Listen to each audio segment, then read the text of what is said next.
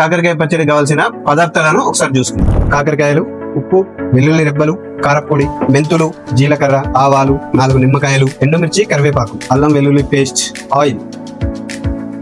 ముందుగా stove on చేసుకొని pan పెట్టుకోవాలి. ప్యాన్ వేడెక్కిన తర్వాత 2 టేబుల్ స్పూన్ల ఆవాలు, 2 టేబుల్ స్పూన్ల జీలకర్ర, 2 టేబుల్ స్పూన్ల మెంతులు వేసి పచ్చివాసన పోయేలా వేయించుకోవాలి. వేయించుకున్న తర్వాత ఒక 5 నిమిషాల పాటు చల్లారనివ్వాలి. ఈలోగా కాకరకాయలను సన్నగా రౌండ్ షేప్ లో కట్ చేసుకొని ఒక గిన్నెలోకి తీసుకోవాలి.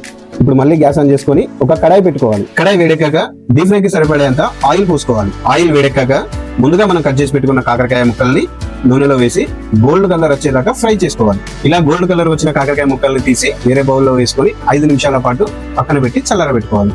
ఈలోగా ముందుగా మనం తీసి పెట్టుకున్న వెల్లుల్లిపాయలను పేస్ట్ లాగా చేసి పక్కన పెట్టుకోవాలి.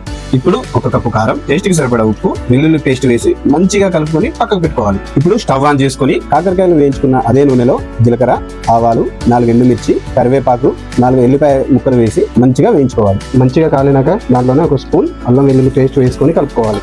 తర్వాత దీన్ని 5 నిమిషాల పాటు చల్లారనివ్వాలి. ఈలోగా ఒక 4 మీడియం సైజు నిమ్మకాయలను కట్ చేసుకొని ఒక చిన్న బౌల్లో జ్యూస్ లాగా తీసుకోవాలి. చల్లారిన నూనెలో ముందుగా కలిపి పక్కన పెట్టుకున్న కాకరకాయ ముక్కలను వేసి బాగా కలుపుకోవాలి.